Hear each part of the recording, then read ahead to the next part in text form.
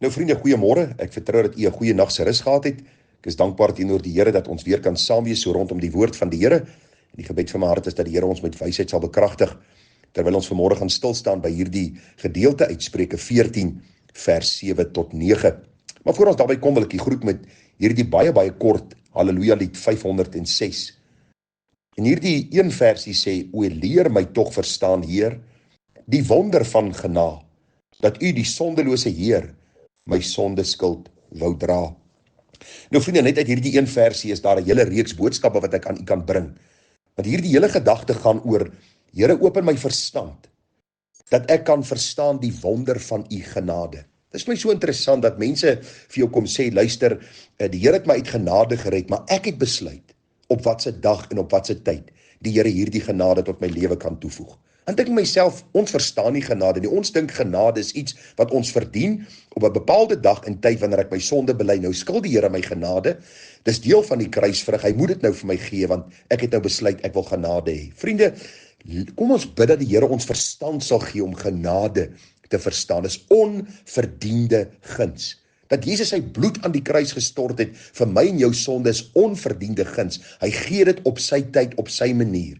En daarom, vriende, het ons nodig om te buig en te sê, Here, maak my minder dat u meer kan word. Laat ek regtig verstaan wat genade beteken, dat dit onverdiende guns is aan 'n helverdiende sondaar, en dat ek my sal verheug in hierdie God, wat genade gee, wat hierdie absolute ruim hart het, om my in te sluit in sy koninkryk, en sy liefde oor my uit te stort. Vriende, mag die Here vir ons wysheid gee hierin. Vanmôre kom ons dan uit by vers 7 tot 9, van Spreuke die 14de hoofstuk. Daar staan: gaan weg voor 'n dwaase man, want jy daar niks gemerk van die lippe van kennis nie. Die wysheid van die skrandere is om sy weg te verstaan, maar die sotheid van die dwaase is bedrog. Die skuldoffer spot met die dwaase, maar tussen die opregtes is daar welwillendheid. As 'n mens die verse net so lees, sukkel 'n mens bietjie om te verstaan wat Salomo hier wil sê, maar met bietjie navorsing kom jy agter die kap van die byl en gaan ek poog om dit vanmôre vir u te verduidelik. Vers 7 sê: gaan weg voor 'n dwaase man, want jy daar niks gemerk van die lippe van kennis nie. En ag vriende, wat dit eenvoudig vir ons wil sê is: vermy hulle wat jou nie wysheid en insig kan leer nie. Met ander woorde, kies jou vriende reg. Die dwaase en ligsinnige sal jou lewe net ruïneer. Dis eenvoudig wat Salomo hier vir ons wil kom leer, kort en bondig saamgevat. Dat ons moet mense vermy, wat ons telke male mee in gesprek is, en ons hoor elke keer dwaasheid oor hulle lippe borrel. Hulle wil nie leer nie, hulle wil nie verstaan nie, hulle wil nie wend na God nie. Dan wil ek vir u sê, vriende, dis nodig om hierdie mense te vermy, voor hulle jou lewe ruïneer. Die Bybel sê ons kan nie 'n dwaas antwoord na sy sotheid nie, want mense is so slim in hulle self. Dis wanneer jy 'n wyse man ontmoet, wanneer jy met hom praat, dat hy luister, dat hy leer, en dat jy van hom kan leer, en so God kan verheerlik. So kies jou vriende reg. Die 8ste vers sê: die wysheid van die skrander is om sy weg te verstaan, maar die sotheid van die dwaase is bedrog. Hierdie vers eenvoudig beteken, vriende, dat wysheid lei na die lewe. Wysheid wat God ons gee, lei na 'n sinvolle bestaan, na 'n pad van geregtigheid. Met die wysheid van God, hoef jy nie elke oggend as jy wakker word te wonder, wat het ek gisteraand gedoen? Waar was ek? Wat het ek gesê? En bang sal wees dat jy een of ander dwaasheid dan geuiter het, of miskien 'n dwaase daad gepleeg het. Daarom, wysheid lei na die lewe, na 'n sinvolle bestaan, na die pad van geregtigheid. Dwaasheid, vriende, die Bybel is baie duidelik daaroor, dat dwaasheid beloof baie, maar lewer niks op nie. Dwaasheid is soos 'n waterlose wolk. Jy sien hierdie pragtige onweerswolk en hy trek verby, en daar's nie 'n druppel reën wat val nie. Dis presies wat dwaasheid vir jou bring. Dwaasheid beloof baie, maar lewer niks op nie. Vriende, hierdie pad van die dwaase bly altyd 'n pad van duisternis. Dit word net al hoe donkerder, na mate die dag nader kom van God se oordeel. Daar's altyd die hartseer van leebeloftes. En ag vriende, hierdie hartseer wat eintlik die dwaase lewe kompliseer.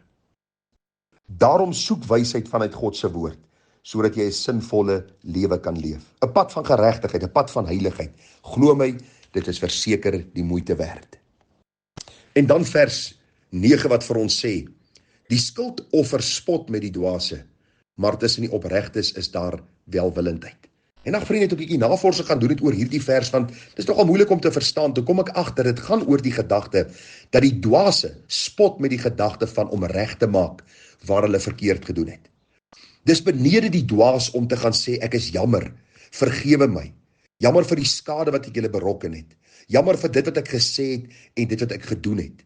Vir die dwaas is dit eenvoudig iets wat hom nie pla nie en hy gaan aan met sy lewe en hy dink is benede hom om reg te maak en hy dink hy weet alles en hy doen alles reg en ag vriende, ons ken sulke mense en ons vermy hulle. Die wyse aan die ander kant besef wanneer hy verkeerd gedoen het, dis nodig om reg te maak omdat God dit van my vra. Hulle erken hulle swakheid en hulle sonde. Hulle vra om vergifnis, vriende, en dan lewe hulle lewe waar hulle wys dat hulle werklik jammer is oor wat hulle verkeerd gedoen het. Daar is ook hierdie vergifnis wat hulle ontvang en hierdie vergifnis wat hulle skenk aan ander. En jy kan agterkom dat hierdie 'n wyse persoon is met wie jy deel. En daarom is dit so belangrik dat ons lewe dikwels voor God se spieël van sy woord sal toets. Dat ons dikwels vir die Here sal vra, Here, hoe lyk my lewe voor U? Here, is ek 'n man wat werklik met wysheid gevul is, die wysheid wat God in sy woord vir my opgeteken het. Want jy sien, vriende, as ek hierdie wysheid van die Here ontvang het, dan sal ek ook verstaan, dan sal ek insig hê in die lewe, en dan sal ek my vriende reg kies.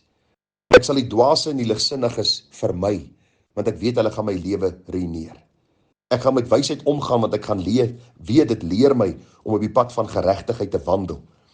En ek gaan my lewe met minder hartseer vul, en met minder van hierdie treurigheid, waarmee ek dikwels te doen het, wanneer ek in wysheid of in dwaasheid wandel. En ag vriende, ek sal leer om jammer te sê as ek verkeerd gedoen het. Want ek weet ek is nie volmaak nie, ek weet ek is nie alwys nie. Ek weet ek lewe in 'n gebroke wêreld. Ek is self 'n gebroke mens, uit genade gered deur geloof op grond van die bloed van Christus. En ek vra, leer my Here en help my om so te lewe dat ek U welbehaaglik kan wees. Dat ek ander na U trek deur my lewe, deur my optrede, deur my doen en dit wat ek sê, en sodoende eer bring op U naam. Ek sluit af met die woorde van Efesiërs 5, daar vanaf vers 14.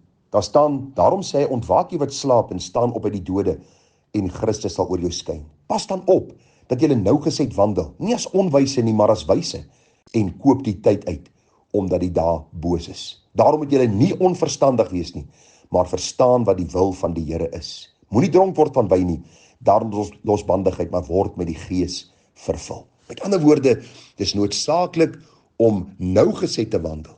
Nie as 'n onwyse nie, maar met die wysheid van die woord. Dit sal beteken ek sal die tyd uitkoop om ook 'n getuie vir die Here wees, om heilig te lewe, om ander vir die Here te wen. Ek sal as verstandige vriende ook gedurig vra, Here, vul my met U Heilige Gees, U Gees van wysheid en insig en kennis en verstand, sodat ek ander kan opbou in die allerheiligste geloof. Mag die Here vir ons genade en wysheid gee en mag hy verheerlik word in wat ons doen, wat ons sê en hoe ons optree. Groete vir u, mooi dag verder, tada.